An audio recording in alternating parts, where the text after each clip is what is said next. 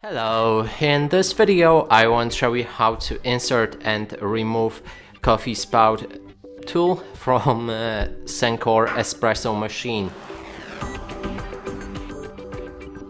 And to do this, first we'll need to take a look on our machine. Right there you can find the drawing of a lock and unlocked. That means to insert it we'll need to place it somewhere like that.